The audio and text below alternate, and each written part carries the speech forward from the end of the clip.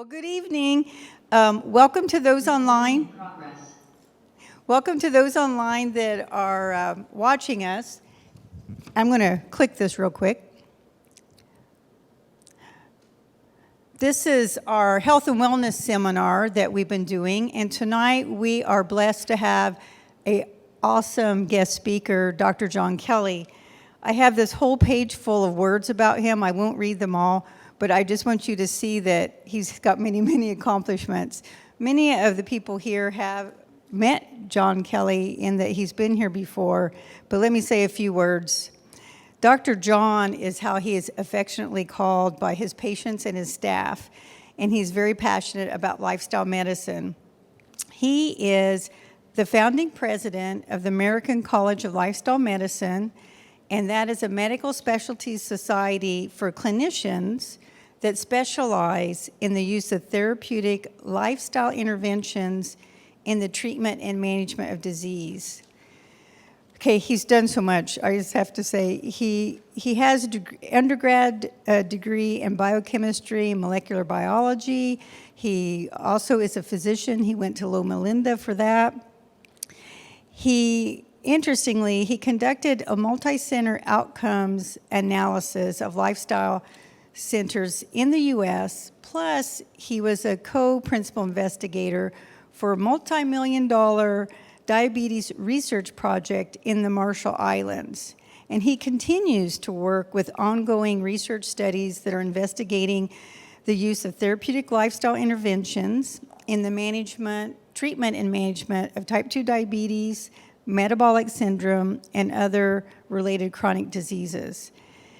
He gives expert presentations on lifestyle medicine, epigenetics, and other topics internationally. He travels all over the world.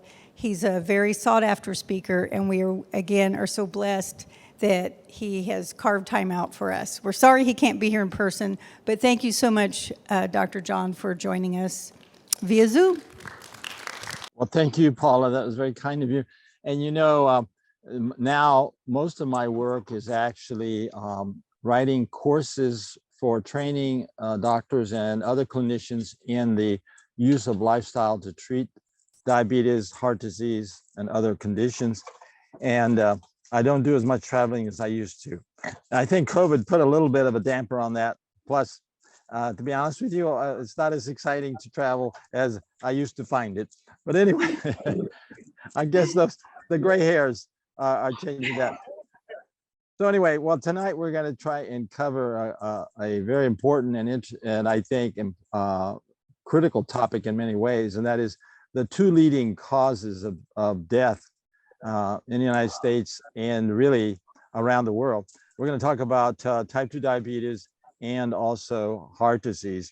I've titled it, Should We Manage Diabetes When We Can Reverse It? Because recently the evidence has grown so strong that type 2 diabetes can be put in remission that with lifestyle change, that we are, clinicians are now making this increasingly the object of their treatment. So we're going to take a look at some of that and some of the latest evidence. Can I interrupt you really quick? Sorry.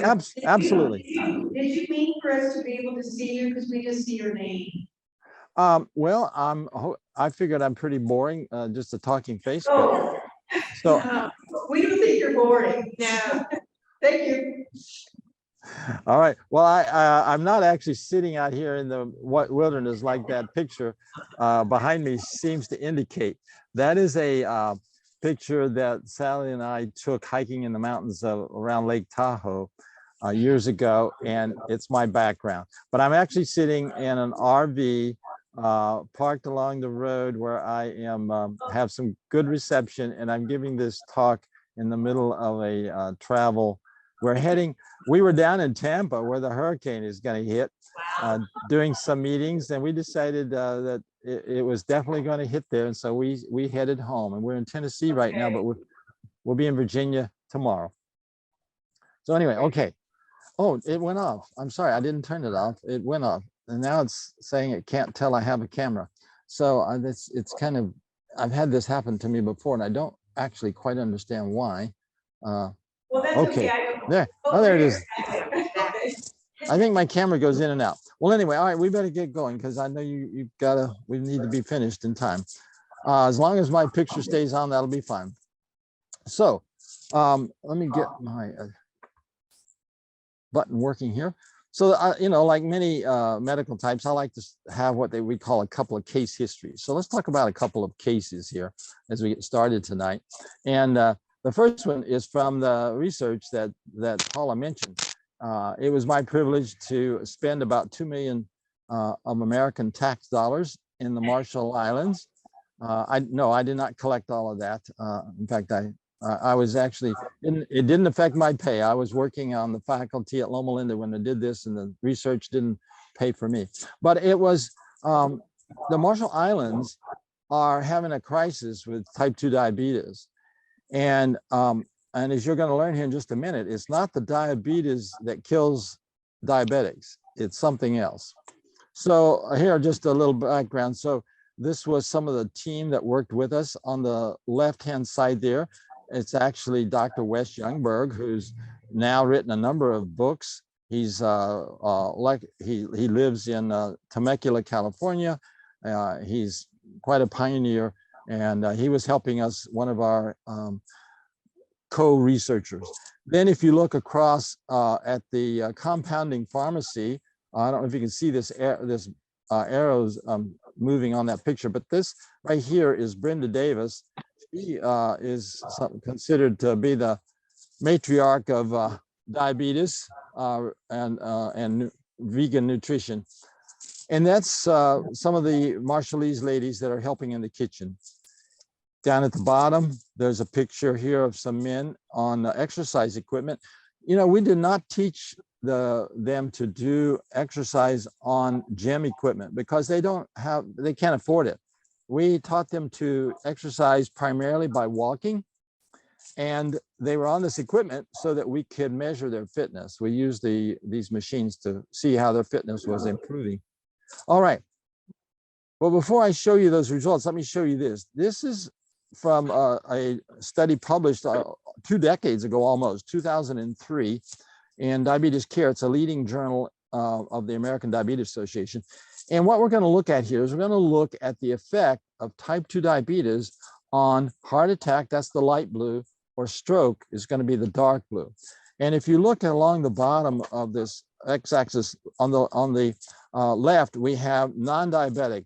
And so we're going to compare the effects of type 2 diabetes if it starts after age 45 in the middle, or if it starts less than age 45, in other words, younger than 45 on the far right.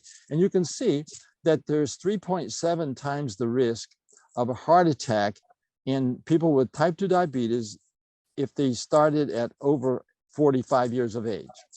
But on the far right, you see that, what is that number? How many times? 14 times the risk if it starts younger than age 45 in this particular study. And they were looking at, as you can see the title, Complications in Young Adults with Early Onset Type 2 Diabetes. But if that wasn't bad enough, look at what the change in the risk of stroke is.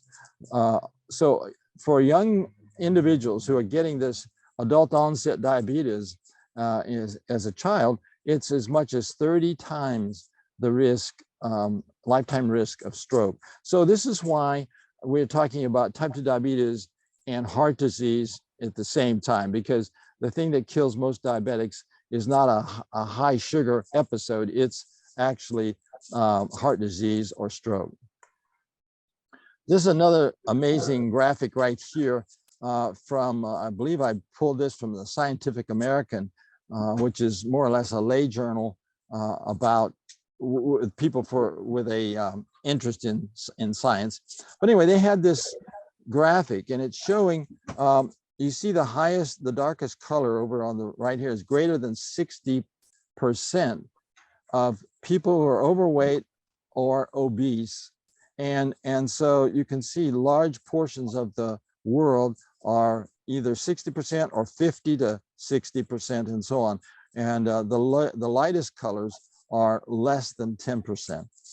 And I don't remember the date, but a few years ago, they published a statistic, the World Health Organization, that over 50% of the world's population are overweight or obese.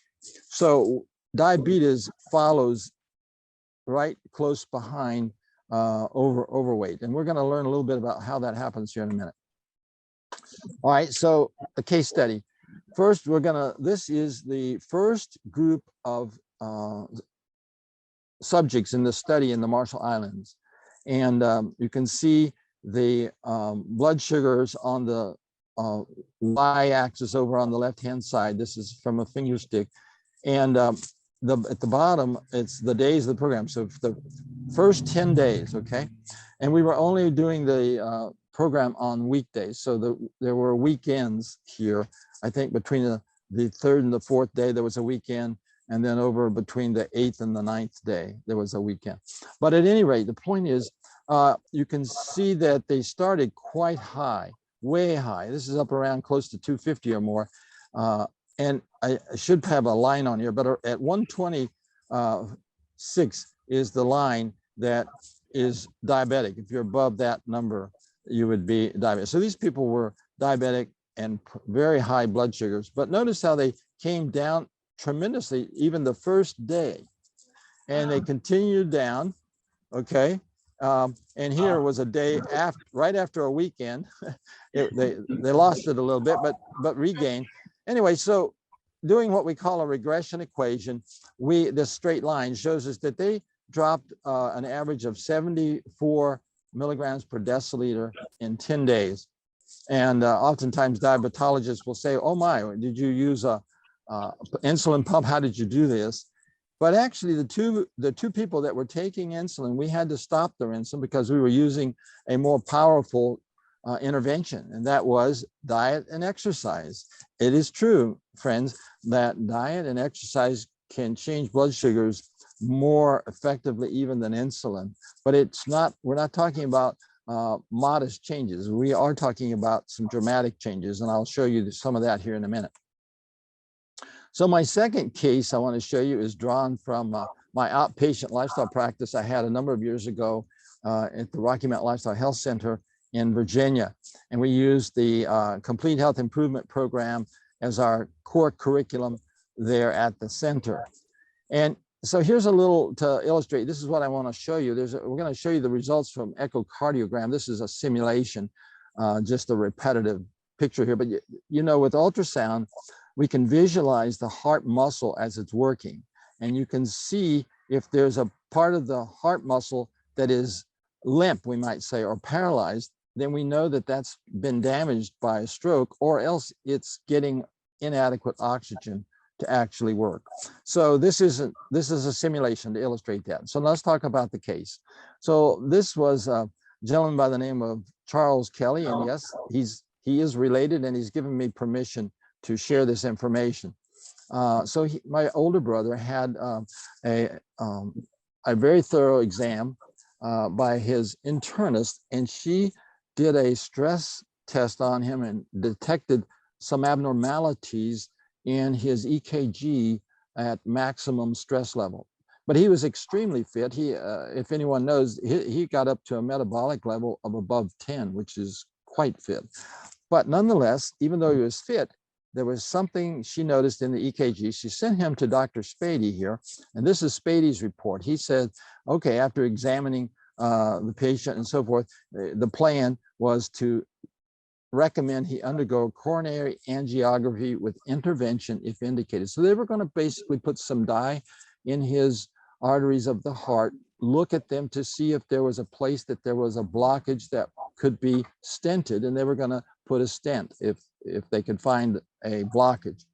And but Charles, my brother, is a reader. He reads a lot, and he did enough reading to decide that he wasn't ready to do that. This wasn't life-threatening in his opinion, and so he decided he was going to make some lifestyle changes and try to get his cholesterol down. So so he called me. He told Dr. Spady he didn't want to have that done, and he called me, told me what had happened, and he says, you know, you're a lifestyle medicine doctor, aren't I right? Can I do this? And I said, well, I'm not, there's 9 of us kids. I am not going to have the whole family on my case if you die, because I tell you, you don't need to get a stent. I mean, this is a serious problem. And he says, well, I'll become a vegetarian. And I said, well, beer and pretzels are vegetarian. So, you won't have to make a lot of change. Of course, I was teasing him. But the point is, really, just going vegetarian doesn't prove or make a healthy diet. You can be an unhealthy vegetarian. So he said, well, I'm going to make a lot of changes and let's see what happens. So anyway, long story short, he did become a vegetarian, and his cholesterol dropped about 40 points, but it was nowhere near low enough to reverse heart disease. You need to get it down around 150, 160, and his was still very close to 200. So he decided to come to our program in Virginia. So he's from Alaska at that time. So he came, spent a couple of months with us, went through a couple of intensive complete health improvement programs. And then we sent him to another cardiologist in our area. This was Dr. Austin, a cardiologist. And Dr. Austin saw him. And it's interesting, I don't know if you noticed, but this is almost exactly 2 years later, May of 2008. And he had been really faithful. He and his wife were walking. They were exercising about 4 miles a day. That was their average. I mean, this is some serious lifestyle changes. And so after the results of Dr. Austin's exam was, he says the echo portion of the test, this is the echocardiogram, was negative for ischemia. The patient has done well with lifestyle changes. What is the plan? He will continue with diet and exercise and aspirin. So this was a remarkable evidence of reversal of heart disease in a retired age white male. This is, and Dr. Austin told me, he says, I've never seen this. I'm not sure, maybe the first diagnostic exam was artifactual, is what they call it. In other words, it wasn't real. It was some kind of a aberration. But Dr. Spady assured me that no, that was a very appropriate study. Well, now I want to show you something while we're talking about this to compare to. Here's a study that was published in the New England Journal of Medicine in 2009. And what these doctors were looking at, these were surgeons, heart surgeons, and they had noticed that the amount of time that a bypass graft would last before it would clog up. I don't know if you remember, but President Bill Clinton, when he was president, he had a heart attack. They did a bypass. And while he was in his second term, I believe it was, the bypass clogged up. And on the Wolf Blitzer program, he told about that. And he says, thank God I could take a stent. So he got a stent in his bypass graft. So these guys were looking at how can we make the bypass last longer? And they found that if they did open excision and they took the vein out of the leg with open excision, it was a 38% failure rate in 12 to 18 months. But if they took it endoscopically, where you just make little holes in the skin and go in with endoscopically and dissect the vein and pull it out, the failure rate was 48%. And the two combined, the average was 43% failure rate in 12 to 18 months. So their take home was, hey, you should do open excision and the vein lasts quite a bit longer. My take on it as a lifestyle medicine doctor is, you mean that the 43% of bypass fail in 12 to 18 months? I think we ought to do some lifestyle changes. And if you want to compare that, look at this study here that was published by Dr. Caldwell Esselstyn. Let me make that larger. Here he shows here in the middle of the slide, the left-hand graphic. This is an angiogram showing the left anterior descending artery and all kinds of lumpy bumpies here, we call them, because there's a lot of blockages. In fact, there were too many to stent. They couldn't stent this. And it turns out that the patient was, Dr. Crow was allergic to statins, as it says over here. He was, so they couldn't use cholesterol medicine, but Dr. Esselstyn put him for 32 months on a plant-based diet, and look what we see over here. Look at how nice and crisp the borders are. This patient's blockages have been melted away during this 32 months. that's what, 2.5 years, just over 2.5 years, remarkable change. Okay, so that's the case studies to get us going. So here's what we're going to talk about. The type 2 diabetes is not the disease, but it's a symptom.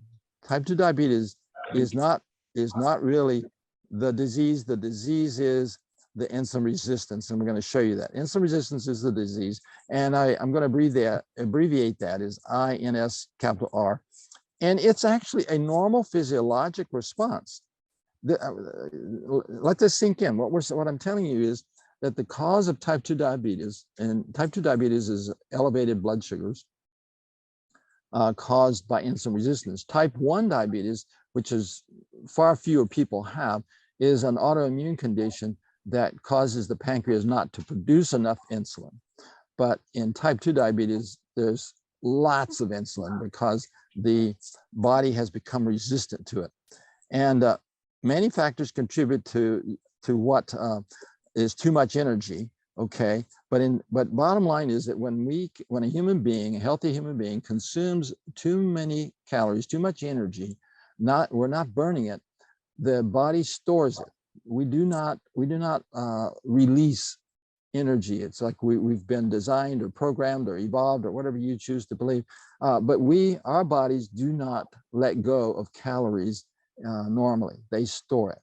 And actually for survival, that might be a great thing if you're subject to periods of famine. Unfortunately, in first world America and the world, we're not having enough famine. But anyway, so I want to emphasize that this is a normal physiologic response. It's not a disease that's going on here. This is what happens when we have chronic too many calories on a consistent basis.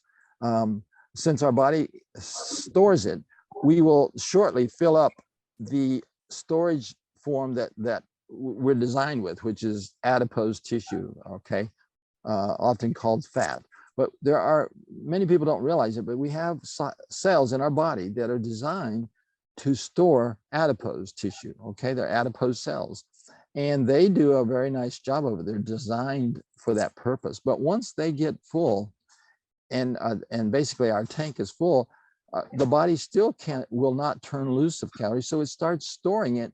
Well, to use a human analogy, it stores it in the attic and in the basement and the closet and places that, in the pantry. Anyway, and it causes something called lipotoxicity. So when we have fat stored in cells that were not designed to store adipose, it becomes a toxic effect on the cell.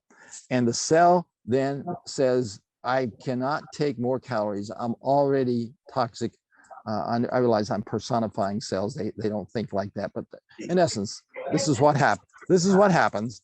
And so they're programmed, they're designed to resist. So they actually reduce their response to insulin. And of course, then the blood sugar tends to start to rise, and the pancreas is designed to make enough insulin to get the blood sugar down to a healthy range, somewhere between usually 80 and 90 is the range it shoots for. And so it'll make more insulin and more insulin. And it actually forces these cells to take on more energy, and it stores it as fat. And so it's a kind of a positive feedback loop. Okay, and so as this happens, there's a lot of ill effects, okay? Inflammation is one of the big ones. And that's why when we do a lifestyle assessment, especially for type 2 diabetes, we look at something called CRP, high sensitivity CRP. That's this HS, small h, small s, CRP. And it's this high sensitivity CRP is a good measure of how much toxicity is going on and how much inflammation in our blood vessels. And I think I've explained this part already, that it's a pushback from the cells that are not designed to have all those calories stored in there. So as the serum blood sugar rises, it causes then us to have impaired glucose tolerance. That's what IGT, sometimes called prediabetes, and type 2 diabetes, okay, that's frank diabetes. And this can happen quickly. I'll show, I may have time. I'm not sure if I've got a slide that I can show you. It can happen in a matter of a couple of weeks, but it usually occurs over a period of years as we habitually consume somewhere between, a typical first world person is consuming somewhere between, say, 250 and 500 calories more per day than would be optimal. And like I say, it's a positive feedback loop. It just gets worse and worse because there's something else I need to show you. Okay, before I show that, I want to say something else, and that is that insulin not only is used by the body to get glucose to get into the cells. You know, stop and think a minute. If you have, if a person has elevated blood sugar and serum glucose is too high, and you give them a shot of insulin, and the blood sugar comes down, where did that blood sugar go? And the answer is it went into the cells. The insulin pushed it into the cells where the cells will turn it into adipose, because adipose is the most efficient way to store calories, and it'll store it. And like I said earlier, when the adipose cells that are designed for it are filled up, it puts it elsewhere. Okay, now I want to show you something here. Type 2 diabetes remission in just a week. Can you believe such a thing actually? And yes, the science has proved it. And here's a little, this is an article in the journal Diabetologia that is talking about, this is not the researcher that did it. This is one of the experts that's commenting on it. And he says, we have learned that type 2 diabetes can be prevented by maintaining a healthy lifestyle. And a lot of people realize that if you have a healthy lifestyle, you can prevent disease. Such therapy is inexpensive and without side effects. Regarding patients with established type 2 diabetes, okay, which is, by the way, an increasing number of people. We have actually, to be honest with you, our type 2 diabetes pandemic or epidemic is worse than the COVID, but that's for another day. But anyway, it's a very serious epidemic we have. And he goes on, we often dream of a magic pill that permanently solved the problem. We might perhaps view type 2 diabetes as a point of no return when we look at long-term data, such as those provided by the UK, the United Kingdom, Prospective Diabetes Study. What that study showed was progressive deterioration of glycemic control and beta cell function, irrespective of what kind of therapy they were using, whether it was pharmacological or non-pharmacological. That was what the interpretation of that study was, published. Oh, that was published somewhere in the late 1990s or early 2000s. But that tissue damage is initially reversible. That happens from the lipotoxicity, but it can become permanent. If it goes on long enough, it can damage the liver, fatty liver disease. It can damage the pancreas with fatty pancreatic disease. But the good news is that reversing the excess calorie intake actually reverses the pathophysiology. And people say you have to lose weight for this to happen. But the fact is, research has shown that the improvement in the blood sugar happens before weight loss occurs. It's true that if you maintain that low caloric intake, you will lose weight, but it's not the weight loss that actually makes the difference. It's the reduction in caloric intake. And I find that very important because people say, well, I've tried to lose weight. I can't lose weight. I don't think I can reverse my diabetes. And I say, don't worry about the weight.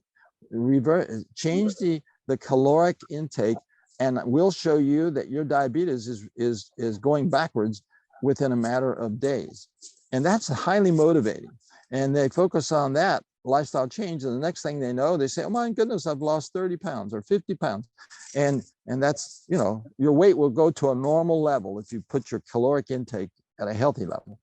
So as I'm saying here, my last dot point on the slide, this is a talk primarily for clinicians, but we must focus on the insulin resistance. We must reverse the insulin resistance, and the type 2 diabetes disappears.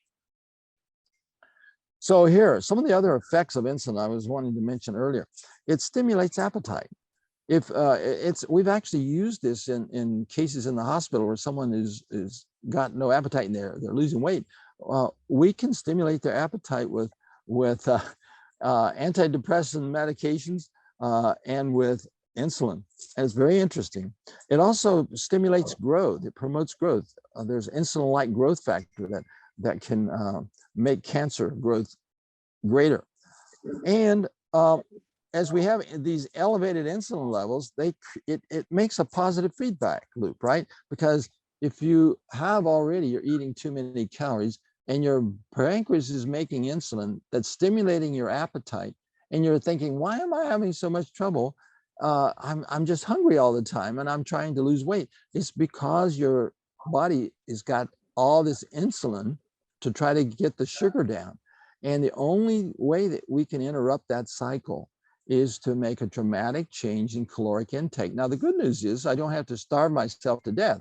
I only have to cut my calories, as I'm going to show you in a couple of studies, below what my body is using.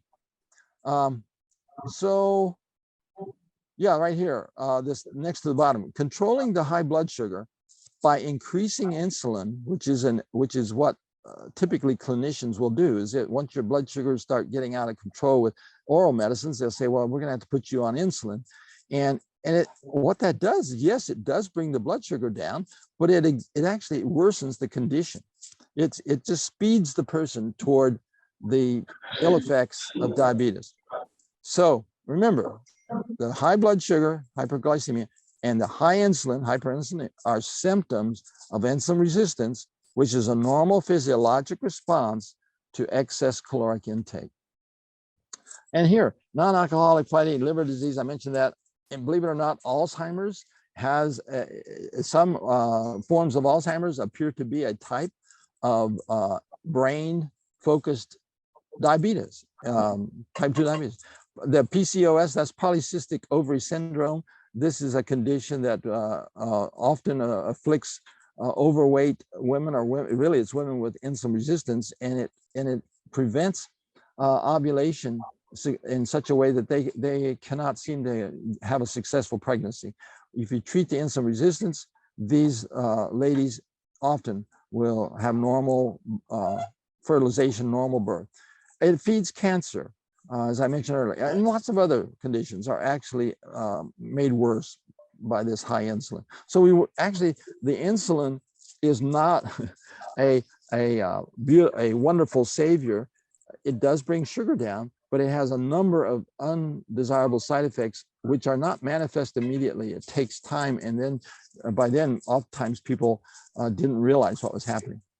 Now, I say at the bottom of this, don't experts say that type 2 diabetes is incurable? In fact, the American Diabetes Association webpage may still, but until recently, it was saying type 2 diabetes is incurable.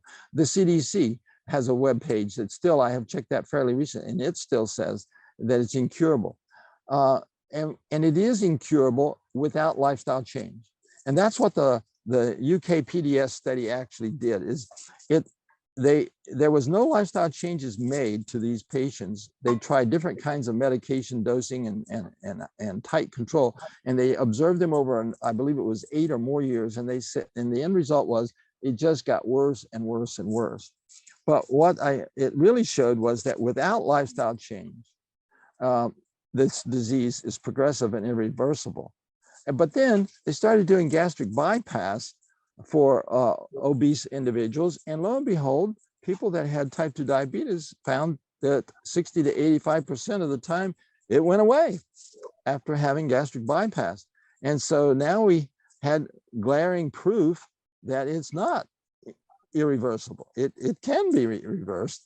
And so there's so many interesting studies have been done. I don't have time in just the time we have tonight to go into great detail, but one of the most amazing ones was actually where they took people that were assigned to get gastric bypass, and they randomly assigned them to either get their bypass immediately and go on the post-gastric bypass diet, or to go on the diet without having the surgery for a few weeks and then go on and get their surgery.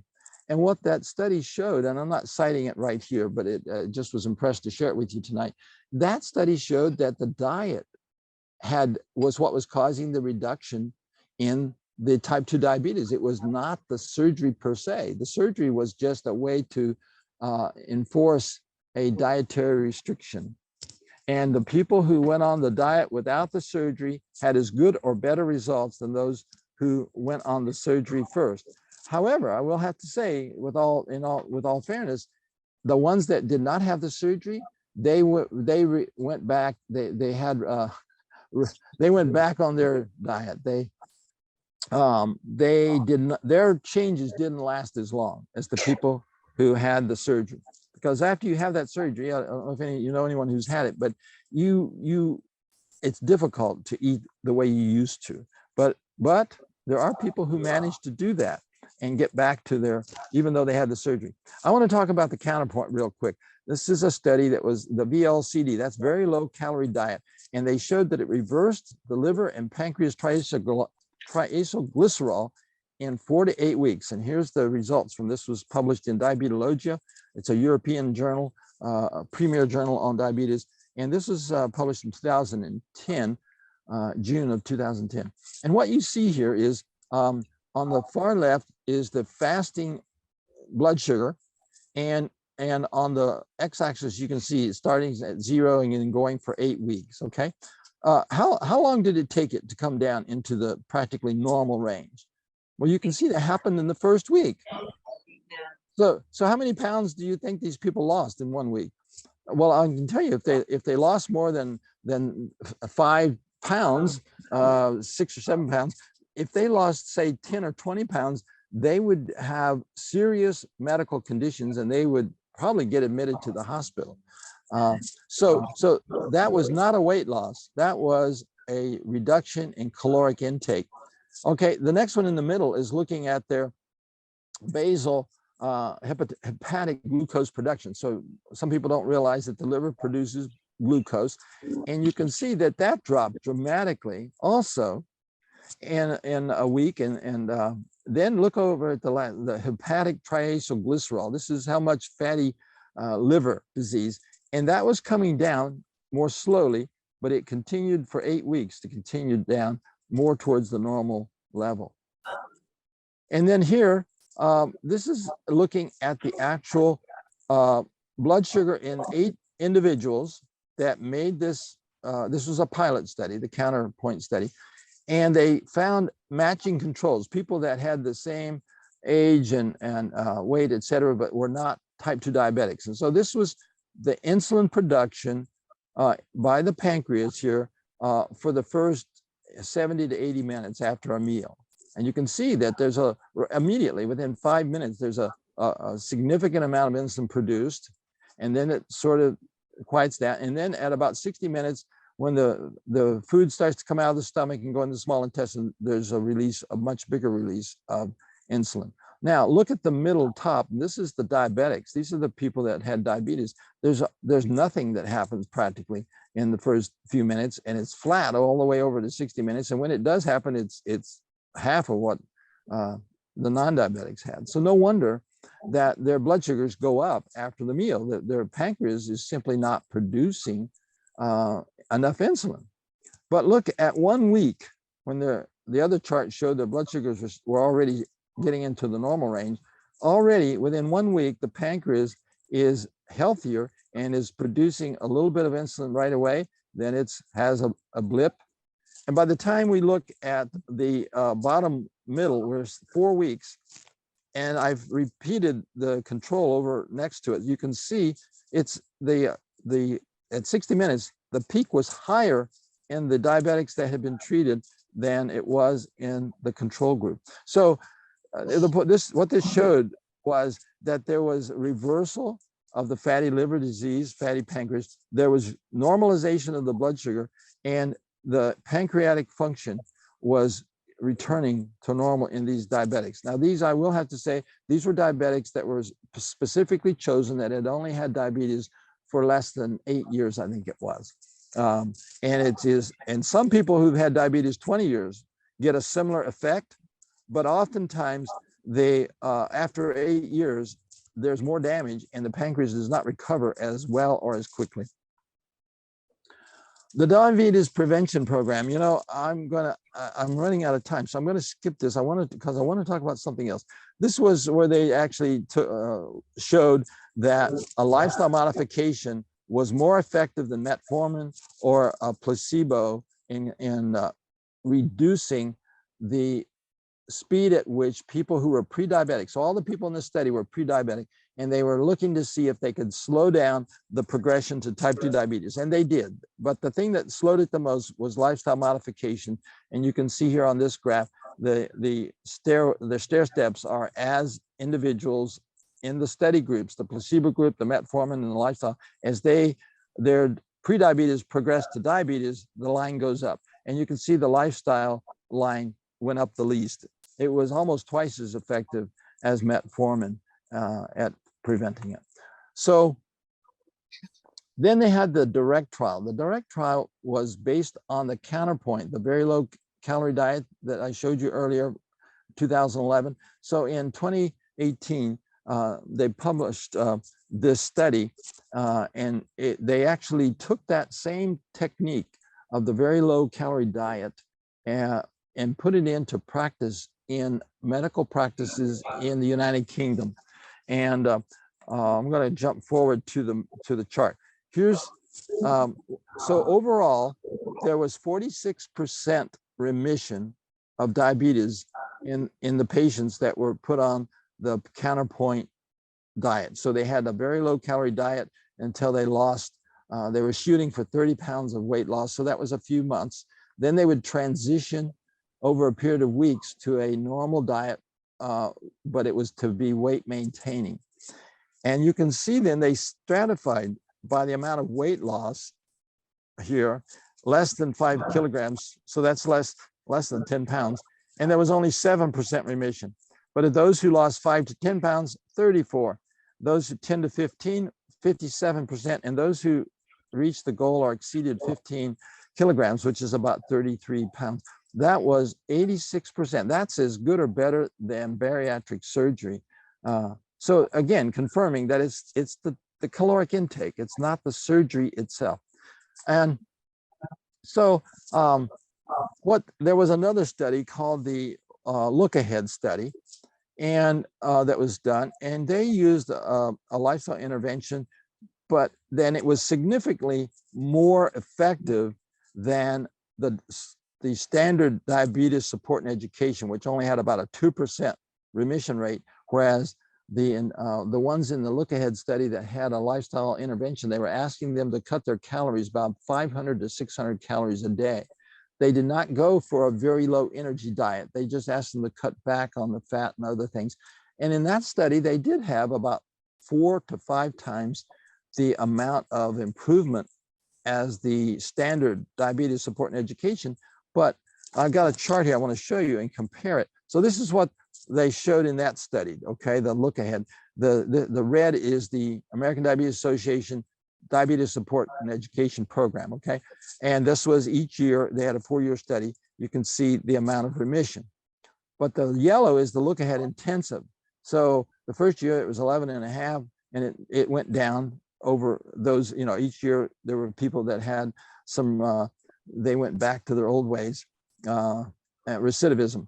And at the end of 4 years, it was 7.3%.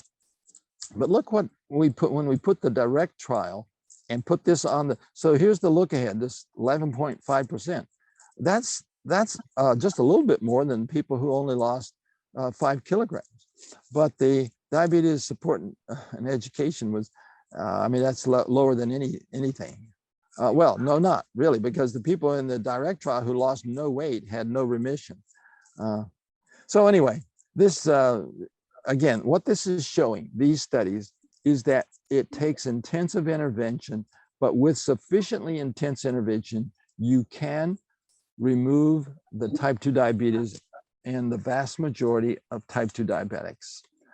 So what I'm pointing out here is more for clinicians, but what we really need to measure if we're going to treat type 2 diabetes is we need to measure the insulin resistance and treat that. Measuring the blood sugar or the A1C is fine, but it isn't going to tell us what's happening to the insulin resistance. And so in my practice for years, ever since I did the research in the Marshall Islands and learned about this, I have been measuring the insulin resistance as part of the process of treating type 2 diabetics. So then I have also clinical experience that I talk about to show. And so in our this was from when I was working at the Black Hills Lifestyle Center, and typically we had a 15 to 18 day intensive lifestyle intervention. We did not use the very low calorie diet, the liquid meal replacement. What we used was a different approach, and that was we used natural plant foods as grown. So they were high in fiber, they were not refined, they were low calorie density, high nutrient density, and we get essentially the same kind of results that they get with those liquid diets where they force the weight loss to be rapid. And you can see, I want to call your attention to the glucose, okay? So, and this is milligrams per deciliter.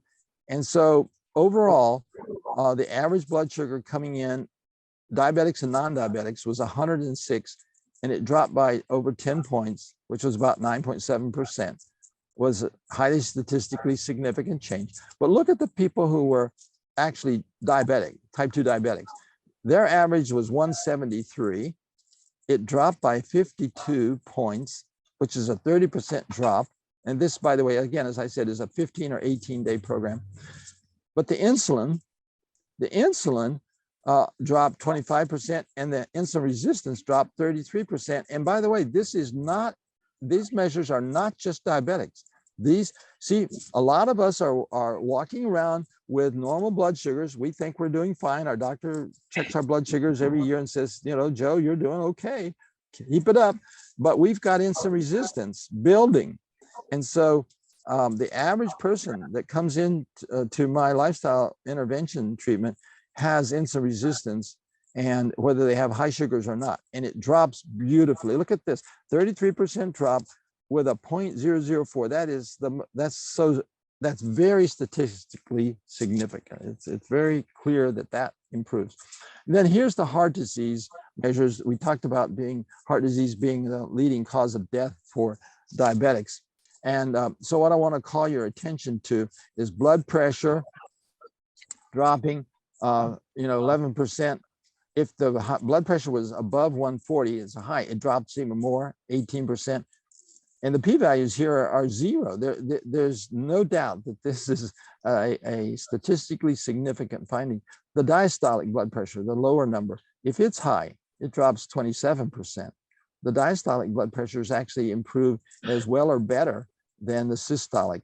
And the reason that's important is you may or may not be aware, but for most people, a high number on the low blood pressure, the diastolic, is more harmful to your health than a high systolic, when the systolic is high. They're neither one good to be high, but the diastolic does more harm.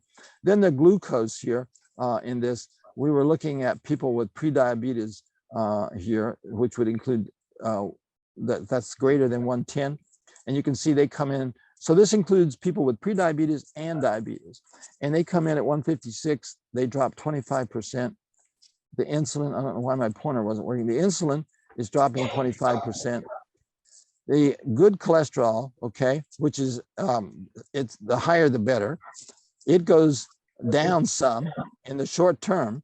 And sometimes people get nervous and say, Dr. John, my good cholesterol is going down. And what I have to show them is the studies have been done now, and we have discovered that your good cholesterol goes down in the short term, but when we look at what cholesterol actually is reduced, it turns out that the good cholesterol is not all good. It turns out that there's some high density lipoprotein that actually is a risk factor, and that is the cholesterol that goes down. And so the HDL total number may go down, but the risk actually profile is better. Anyway, don't have time to go into great details. So metabolic syndrome risk goes down dramatically. And over here are the measures of cholesterol and LDL, etc. And the CRP, look at the C-reactive protein, inflammation. Again, this is average. 202 drops by 30%. And if it was over 3, it drops by 44%. Now, this is one of the wonderful things about lifestyle medicine is we give everyone basically a similar dosing of lifestyle change, and the worse their disease, the more dramatic the improvement. So it's just it's excellent. I mean, I just love doing lifestyle medicine. Excuse me if I seem to be too excited about it. So anyway, so the question then that in the last minute is, how can we best reduce calories without losing nutrients? And how can we reduce, so the answer is to reduce caloric density without losing essential nutrients. And so what we're saying here is that the good health, in other words, is proportional to the nutrients and inversely proportional to calories. So if I put nutrients over calories, that would be, and this, I don't own this. This was actually Dr. Joel Fuhrman that I first heard about this, that if you put nutrient content over caloric content, you actually have a wonderful measure of the healthiness of your diet. So how do we do it? Well, I apologize. Wherever I'm parked here, I see there's a train that goes by here. Hopefully that's not bothering you. So if we can increase our whole unprocessed plant foods of color, that would be to make a tremendous improvement. And think about what we're saying. We're talking about eating like, say, sprouted lentils, as opposed to eating lentil paste of some kind, or eating some kind of fast food with lentils. Of course, most fast food doesn't have lentils anyway, but excuse me. But the best way to eat plant foods is as unprocessed as possible, and oftentimes sprouting them greatly increases the nutrient content. They're high in nutrients, fiber, and water. They're low in fats and calories. So you can accomplish a very similar effect by going on a high plant whole food diet as you get by going on a liquid diet replacement.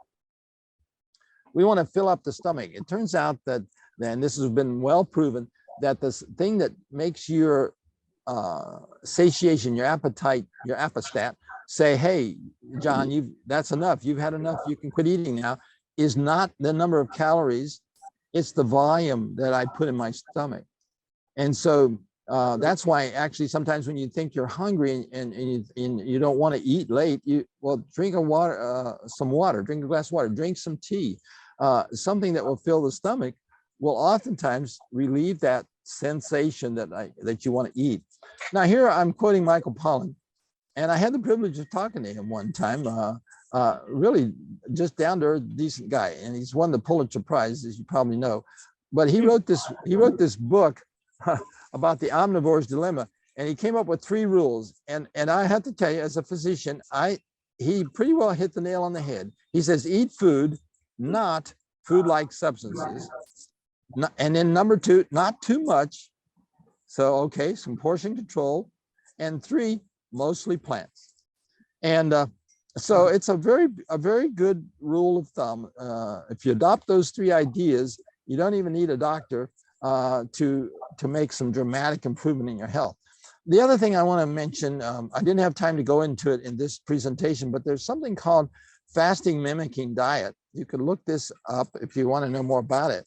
But there's researchers in the University of California have, San Diego, I believe it is, have put some research together, and they've shown that in mice that have been genetically modified to get type 2 diabetes and type 1 diabetes, they can reverse the type 1 and type 2 diabetes in these mice using a fasting mimicking diet, where they feed the mice a special high nutrient, low calorie diet for 4 days, once a month for 3 months. And by the end of the 3 iterations, they actually have greater beta cell count in their pancreas, and they are producing insulin and reversing their diabetes. Amazing. And then intermittent fasting is another concept. And basically intermittent fasting just basically puts the body temporarily in a fasting state This is, some people do this by having 1 or 2 days where they don't eat anything each week. Some people do it by having they can fast for 3 or 4 days. My preferred way is to skip the supper meal, and that is an intermittent fast, because the definition is if you have, I believe it's 16 hours between food intake, it becomes a quote intermittent fast. It may be 12 to 16 hours. I'm blanking at this moment, but anyway. So reduce caloric intake, and the simplest way to do that is reduce caloric density, and that simplest way to do that is eliminate refined foods processed by man, greatly reduce foods processed by animals. What do I mean by that? Well, animal foods, think about it, the largest animals on the planet eat plants, and that's how they get all the calories and nutrients they need. But then we eat the animals, so we're just getting plants that have been processed by animals. And add generous amounts of fresh fruits and vegetables. It's funny, diabetics often tell me, well, Dr. John, I can't eat fruit because I've got diabetes. And I said, yes, you can actually. If you will start eating fruits and vegetables as grown, not juice, not applesauce, not apple juice, not apple butter, eat apples, you will find that your blood sugar does not respond like you're used to thinking it does, because even fruits do not raise blood sugar when eaten whole. Anyway, replace processed milks and beverages with water or natural juices. Replace refined and processed grains with whole grains. Replace veggie meats with whole foods. Replace canned foods with whole foods. So you get the idea here. It's just move away from processed foods, processed by man and machines or by animals, and go to plants. And I already mentioned this part. I'm not going to go into it again. That reversing the insulin resistance does take longer and more dramatic changes when the beta cells are fatigued or damaged. Okay, but they still respond. We haven't found a single. You can have people that have diabetes for 20 years and they can have a remarkable improvement by making lifestyle change. Okay.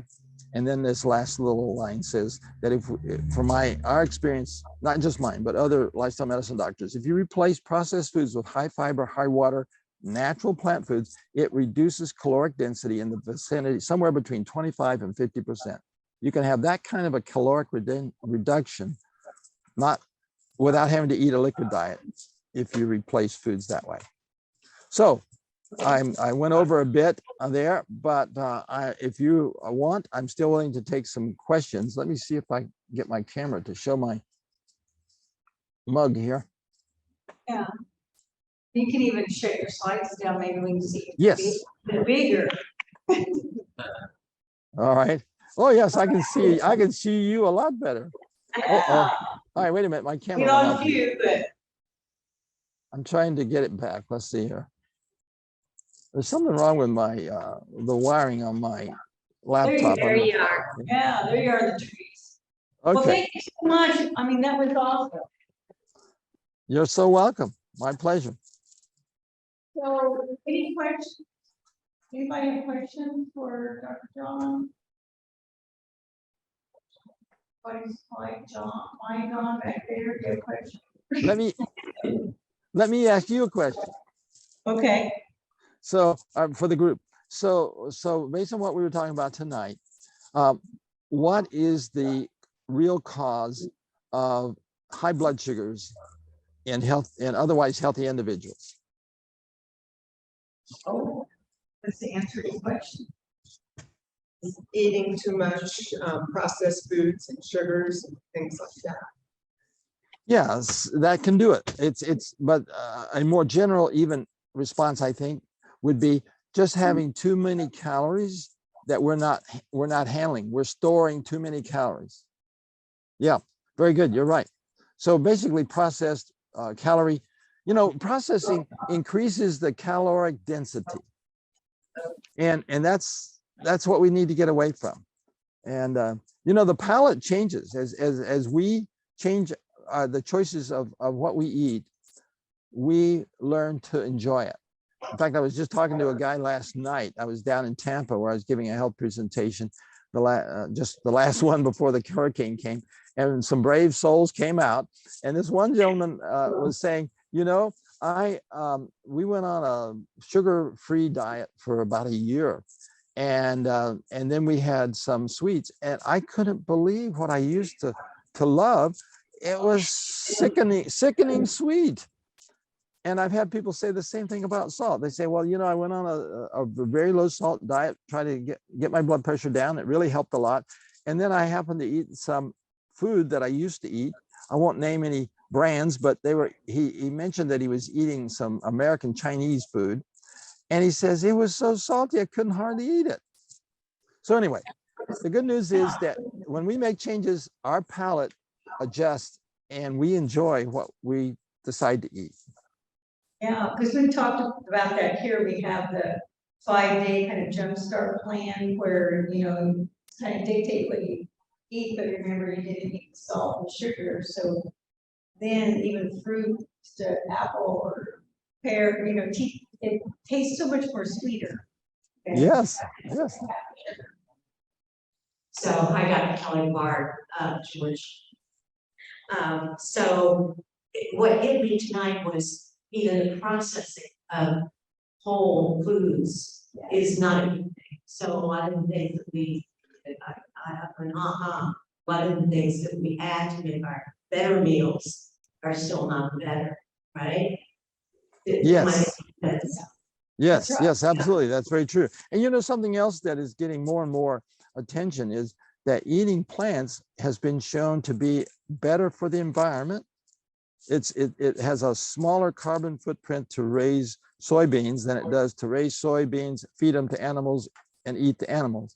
So, you know, it's environmental friendly too. Thanks for all online that got to see the excellent presentation.